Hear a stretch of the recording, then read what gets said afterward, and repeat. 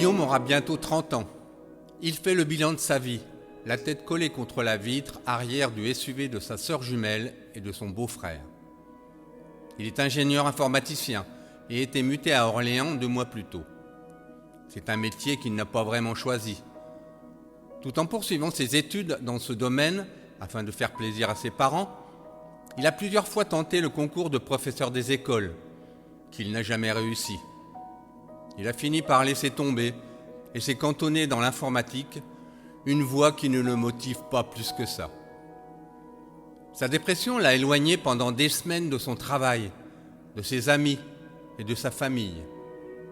Ensuite, son entreprise lui a proposé un poste dans une autre région. Sous la pression de ses proches, il a accepté, se disant que peut-être un nouveau décor lui changerait les idées, voire occulterait le passé. Occupé par son déménagement, son installation et sa nouvelle fonction, il n'a pas encore eu le temps de visiter la région Centre-Val de Loire et ses magnifiques édifices. C'est pourquoi Guillaume, sa sœur et son beau-frère ont décidé de remédier à ce manquement en se rendant aujourd'hui au château de Chambord. À cette heure plutôt matinale, ce mardi 3 juillet 2018, il fait chaud. Ils ont prévu d'arriver tôt afin d'éviter la foule et les 30 degrés annoncés l'après-midi. Tout le monde est de bonne humeur, sauf Guillaume, qui, fidèle à lui-même, broie du noir. Ok, il a un super job, de l'argent, un bel appartement en plein centre d'Orléans. Il a pas mal d'amis et sa famille est géniale. Mais il se sent seul. Gaëlle se sent impuissante face au désarroi de son frère. Au détour d'un rond-point, une percée entre les arbres laisse apparaître le château. En provenance d'Orléans, la D112, qui traverse le domaine de part en part, finit de les amener à destination. Quiconque s'en approche se sent minuscule. Il est impressionnant, majestueux, imposant. Il ne laisse personne insensible. Il faut emprunter un petit chemin, puis traverser un pont sous lequel coule le Cosson pour s'en approcher. Enfin, il pénètre l'antre du fameux château. Chaque adulte se munit d'un dépliant, mais ne fait que le survoler. Aucun ne le lit vraiment. Leurs pas les mènent tour à tour dans les vastes couloirs et les diverses pièces qui se présentent à eux. Celle du rez-de-chaussée d'abord, puis ils empruntent l'escalier central pour atteindre les étages.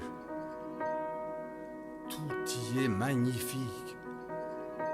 Le clou du spectacle se trouvant sur le toit, où les terrasses offrent une vue imprenable sur les quelques maisons du village, la rivière, les jardins, les forêts de domaine, et plus loin encore, les grands espaces dégagés, l'horizon.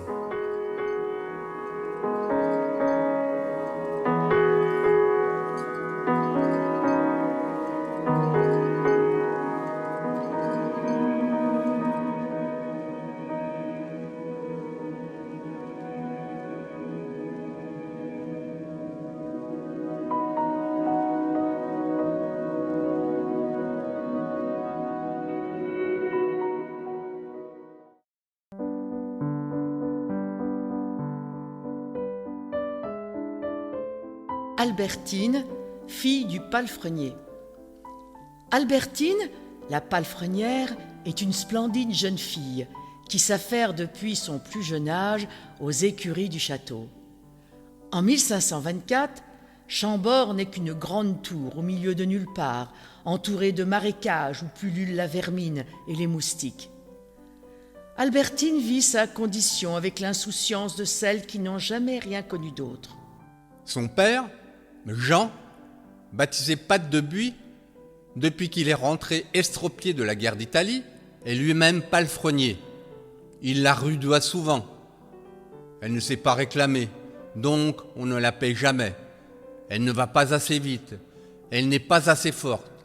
Combien de fois ne s'est-elle pas entendue dire « Tu ne remplaceras jamais Auguste !» Son frère, emporté par l'épidémie de la grande peste. Elle ne se plaint jamais. À quoi bon?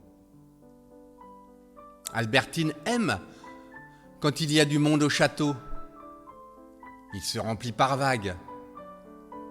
Il y a celle, colorée, constituée des nobles et de rois d'autres pays. Et puis, il y a celle des manants, peu vêtus, affamés, misérables, qui viennent réclamer un quignon de pain ou du travail. Et enfin, il y a les déferlantes arc-en-ciel des ouvriers qualifiés, souvent venus d'Italie, avec un langage qui chante et qu'à force, elle assimile un peu, mélangé à des drapiers, des vendeurs, des notables et encore des nobles qui scintillent sous le soleil. Ce matin, de bonne heure, elle a attaché les chevaux du trait au chariot et s'est rapprochée de la tour. Albertine a un léger frémissement. Giorgio, jeune Italien repéré par François Ier pour ce qu'elle était remarquable en charpenterie, se tient près de la jeune fille. Dans un langage plus mimé qu'audible, il lui demande où se trouve le bois le plus proche, car il souhaite repérer les plus grands arbres afin d'y tailler de belles poutres. Un rendez-vous est pris le lendemain à l'aurore. Le voilà qui s'avance vers elle. Son bonjour est un peu froid. Elle l'invite à monter dans sa charrette. Elle est intimidée. Après un temps qui lui semble long, le bel Italien engage la conversation. Ils se nomment mutuellement. La prononciation de l'un étant revisitée par l'autre. Elle est surprise de comprendre dans l'ensemble ce que Giorgio veut dire. Il est vrai qu'il accompagne de gestes son phrasé, dessinant de belles arabesques. Ses grandes mains carrées sont en harmonie avec sa stature. Il fait 3 têtes de plus qu'elle. Ses yeux bleus évoquent la lumière de l'été, les autres saisons n'habillant son univers que de grisaille. Ce bombé de l'œil, ce bleu profond, elle est sûre de l'avoir déjà vu ailleurs. Soudain, elle y est. Étrange résurgence du souvenir.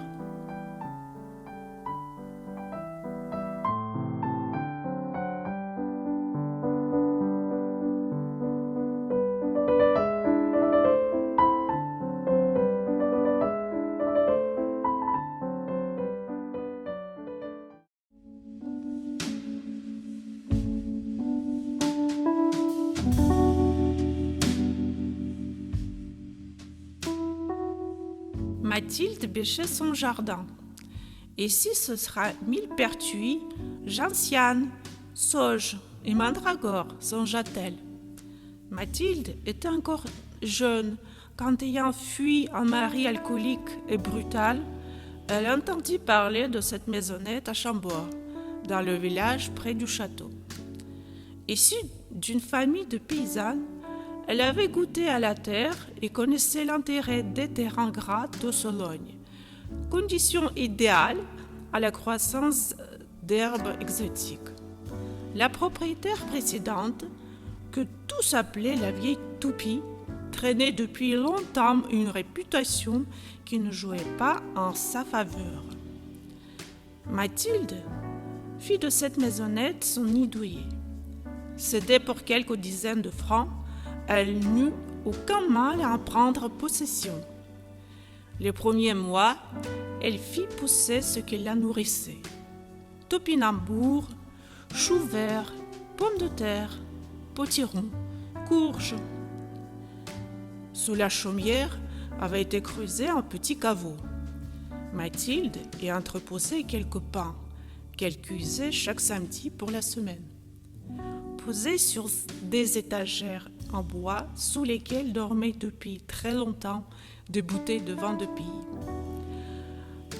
Lors d'une des visites régulières de Vincent et de son épouse, elle leur proposa le repas et profita de cette aubaine pour ouvrir une de ses vieilles reliques. Tandis qu'elle furetait entre les litrons, elle découvrit une fiole au bouchon de verre scellé à la cire, auquel était attaché un petit parchemin. Intriguée, elle remonta sa trouvaille, ainsi qu'une bouteille de rouge. Interpellé par la forme du flacon, Vincent la saisit et sortit son couteau, s'apprêtant à en faire sauter le bouchon. Brusquement, Mathilde s'interposa et lui prit l'objet des mains. Vincent sursauta. Mathilde, qui lisait le parchemin, écarquilla les yeux, relut une seconde fois et leur annonça: « Si vous aviez bu de cette potion, nous aurions pu creuser votre tombe, mes amis. J'ai autant que vous cru avoir trouvé de la poire ou de la mirabelle, mais ça, c'est un poison violent que nous avons là. » Le parchemin en décrit la composition ainsi que la recette pour le fabriquer. Certaines herbes bénéfiques se trouvent pourtant dans cette formule. C'est surprenant.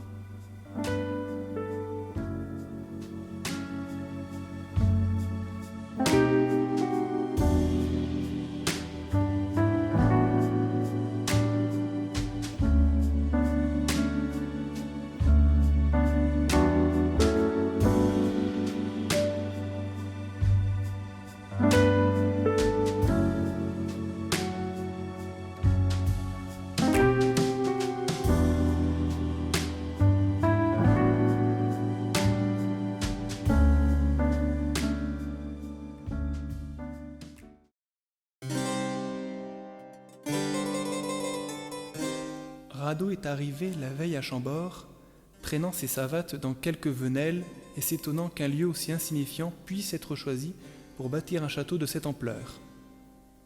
La châtellenie est dotée, certes, d'une église et d'une collégiale, mais c'est avant tout une modeste bourgade située en plein marécage, habitée par quelques paysans qui élèvent des cochons et des bœufs.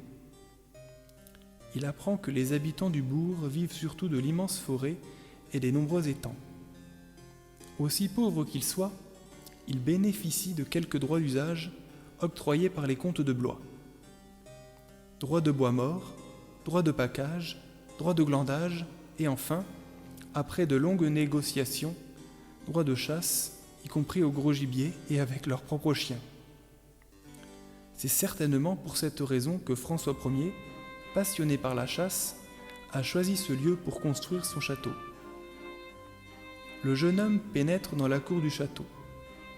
Il est encore tôt, mais l'endroit fourmille déjà de monde. Les écuyers se chargent des chevaux. Les maçons s'attachent à colmater des brèches dans les murs, les paveurs réparent les sols, les pages et autres galopins ne cessent de courir en tous sens.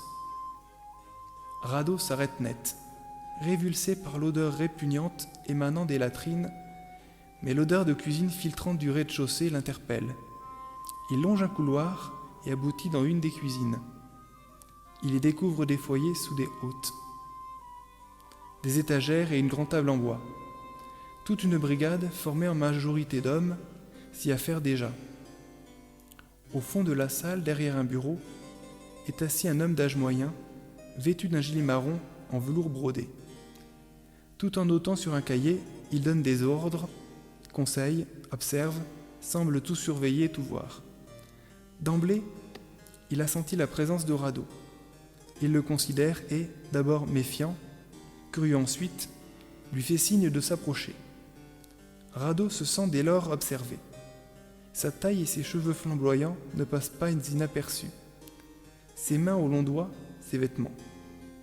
Il se dresse pour paraître encore plus grand et plus sûr de lui. « Tu cherches du travail ?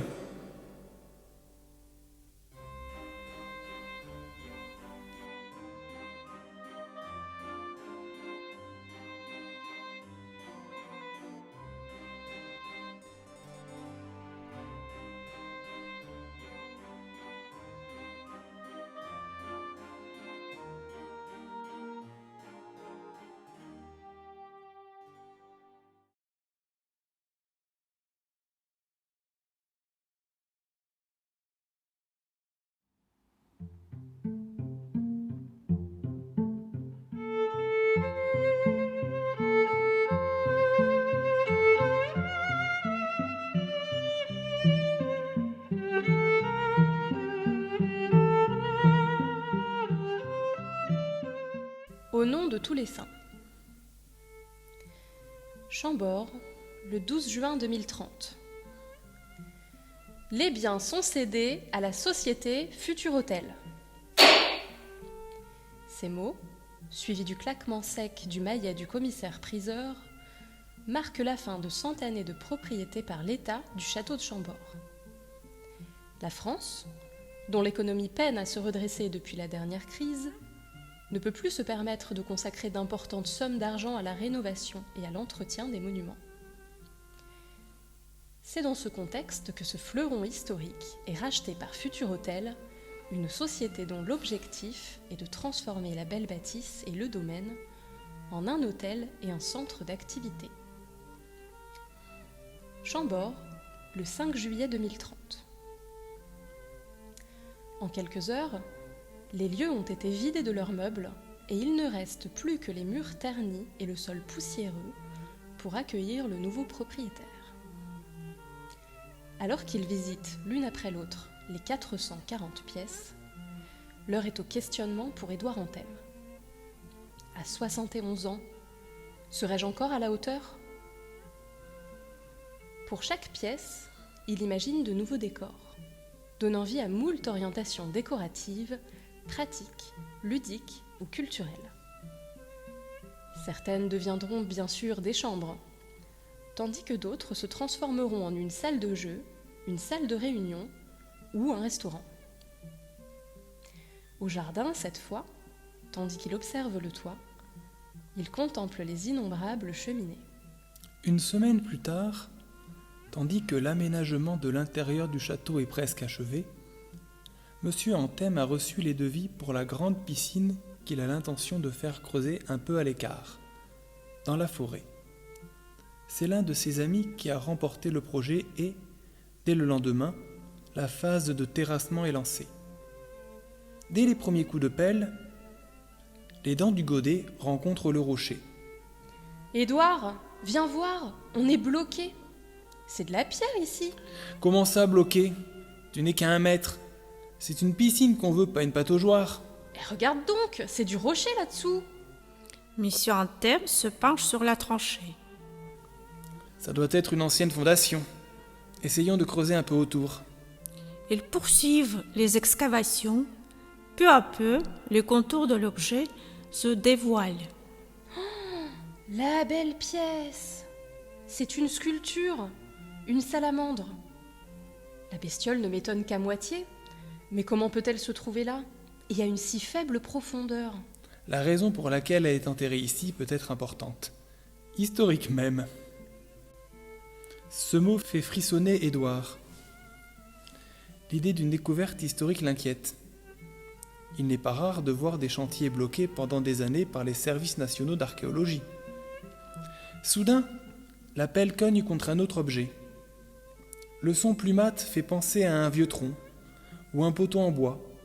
Pas une, mais 12 caisses en bois. François, l'archéo, est là, et il s'affaire autour des larges caisses débarrassées de la terre qui les entourait. Armé d'un pied de biche, il descend dans l'une des excavations. Le bois pourri du couvercle résiste à peine, et François pousse un long soupir quand il découvre le squelette.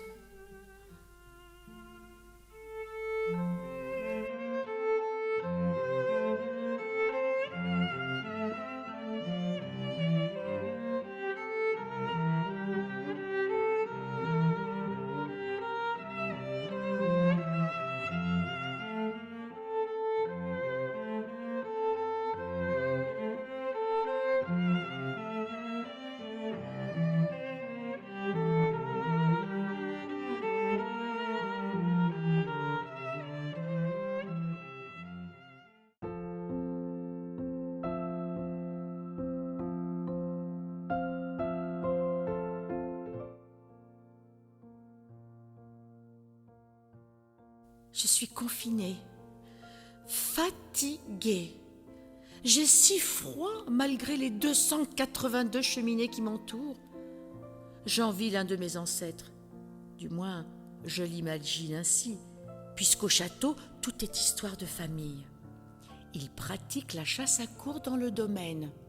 Oh, pas que j'aimerais chasser, c'est juste que lui s'amuse. Il se manifeste de temps en temps aux touristes sous forme d'une nappe brumeuse vert fluorescent.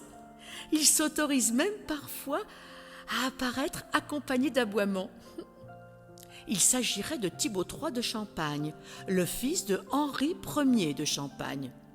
Dixit un jour, lors d'une visite, celle qui semblait être la guide du groupe. J'aime bien ces visites où j'apprends ce qui se passe en dehors de mes épais murs. Depuis peu, j'entends parler de confinement. Ne serais-je donc pas le seul à être enfermé, moi, l'inexistant ? Je m'ennuie, je me morfonds, je me languis. L'éternité n'est pas de tout repos, pour moi qui n'ai pas de sommeil. Depuis le temps que j'écume ces couloirs, j'ai côtoyé moult ectoplasmes. Certains jouent avec la lumière, tandis que d'autres poltergeists émettent des bruits bizarres, font apparaître, disparaître ou se déplacer des objets. Mais la plupart du temps, ils ne sont que des esprits ne parvenant pas à trouver le repos, comme moi, incapables de s'éloigner du lieu de leur décès et condamnés à hanter cette bâtisse pour l'éternité. Parmi tous ces fantômes, ma préférée reste la Dame Blanche, qui subjugue les visiteurs, contribuant du reste largement aux recettes du château de Chambord, puisque beaucoup ne font le déplacement que dans l'espoir de l'apercevoir. Les distractions sont rares au château, alors je m'amuse des vivants. Je les suis, les poursuis même parfois. Je virevolte et les frôle. Pour la plupart, nous vivons en harmonie. L'édifice est assez vaste pour que l'on ne se marche pas sur les pieds, si je puis dire. Aller rejoindre les autres esprits, les anges, m'est impossible. Je me trouve bloquée dans une époque, celle où j'ai vécu. Ainsi, j'erre entre deux mondes, aspirant à une forme de salut. Dans l'attente de ce moment, je me divertis avec les visiteurs, leur faisant des farces, profitant de mon impunité. Parfois, je surgis prestement, m'approche d'eux, les effleure et m'amuse de leur mine déconfite. C'est ma façon à moi de croire que je ne suis pas une chimère, car je suis un spectre. Voilà, c'est dit.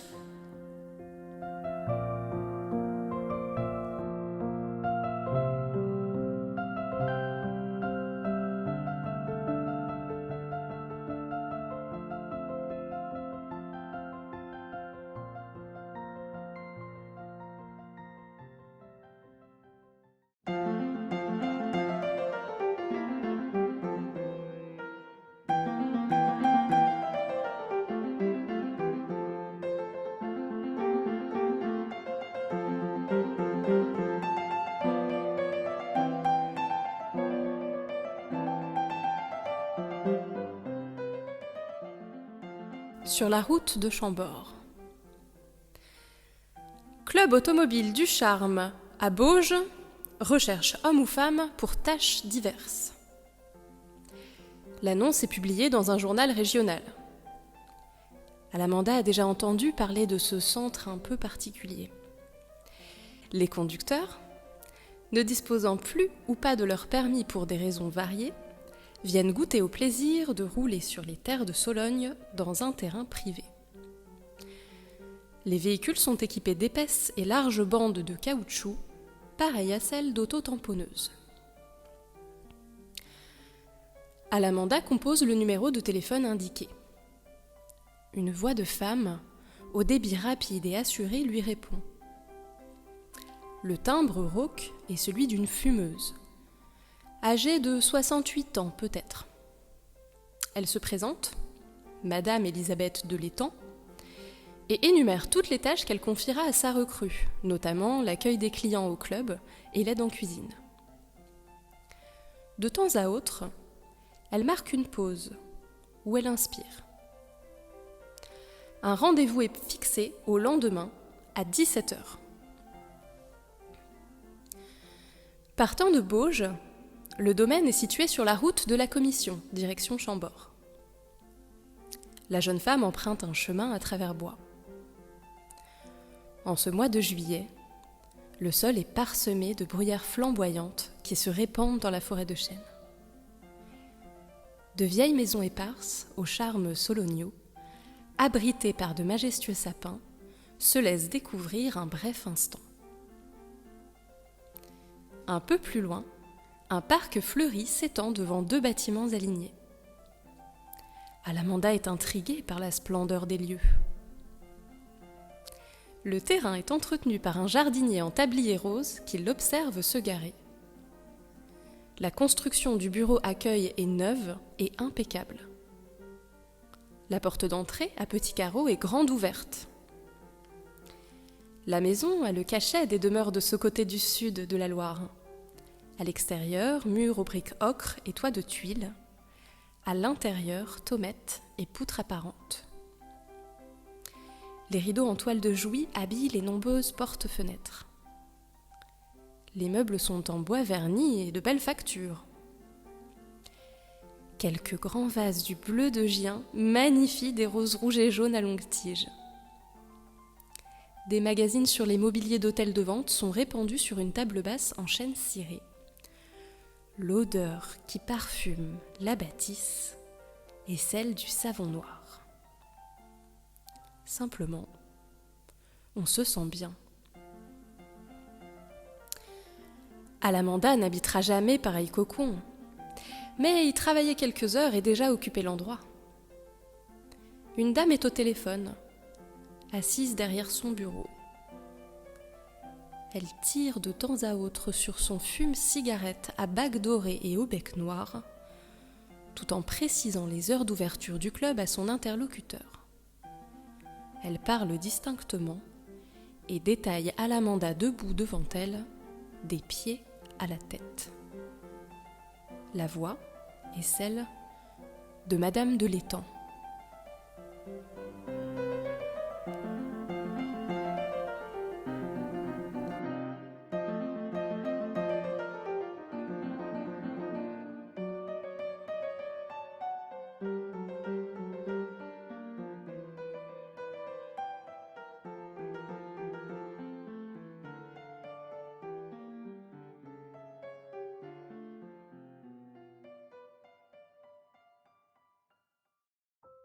Quelque part, perdue dans les dédales de couloirs d'un château, une pièce.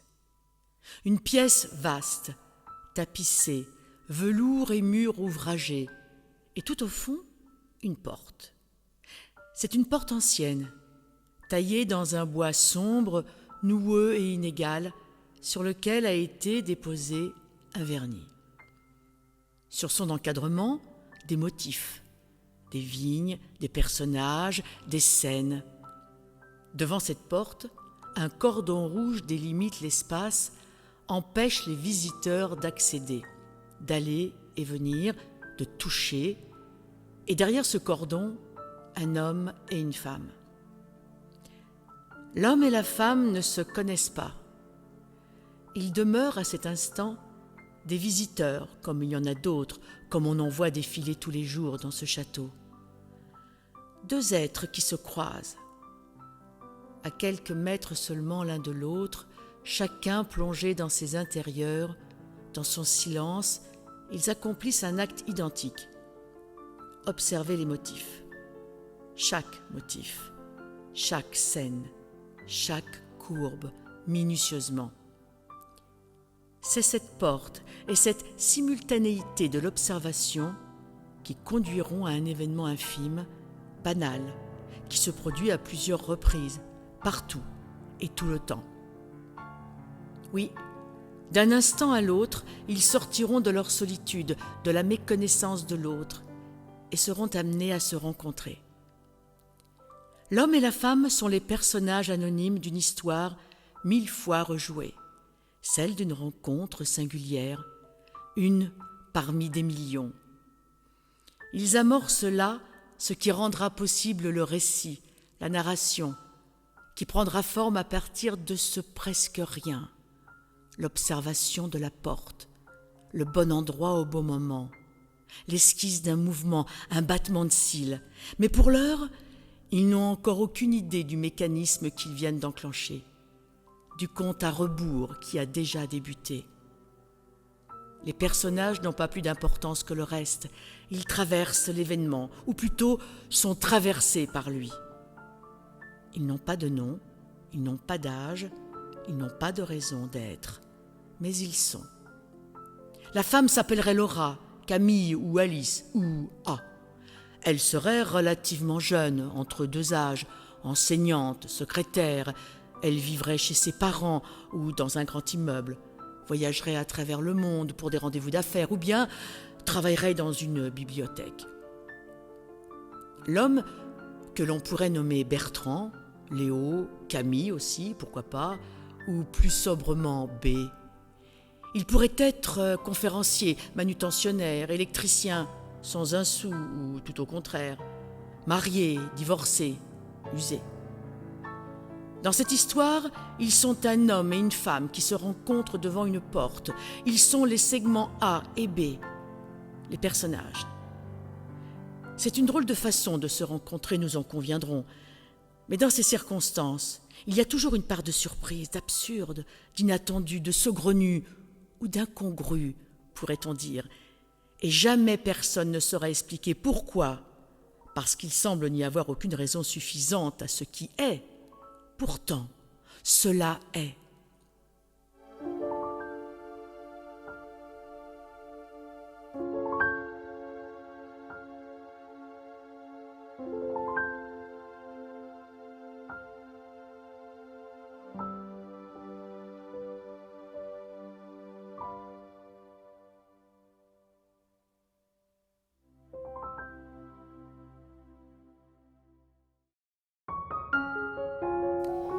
Les secondes se transforment en heures.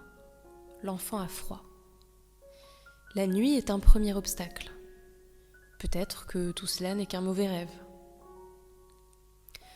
Au pied d'un hêtre à la monumentale arborescence, un cocon, bordé de 2 racines. Un gamin gît, emmitouflé dans son abri. Ce sont les dernières heures de la nuit et l'enfant, réveillé, est effrayé par la montée du vent. Il ne sait pas qui il est. Il s'endort à nouveau, inquiet.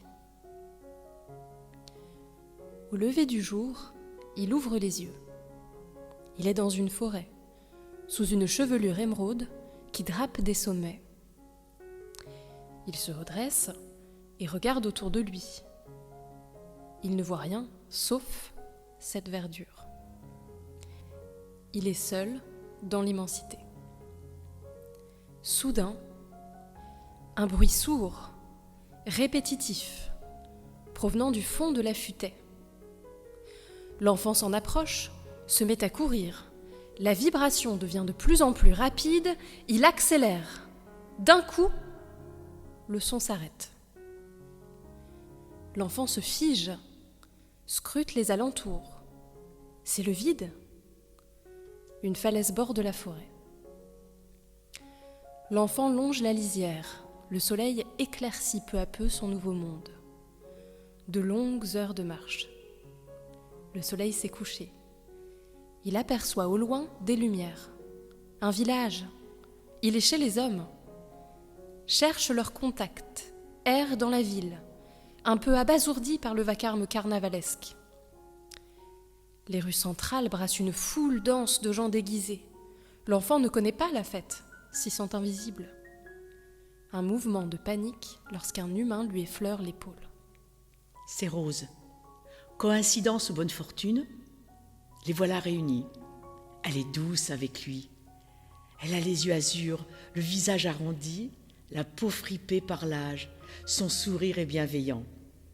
Elle est la première à le voir, la première à l'aider.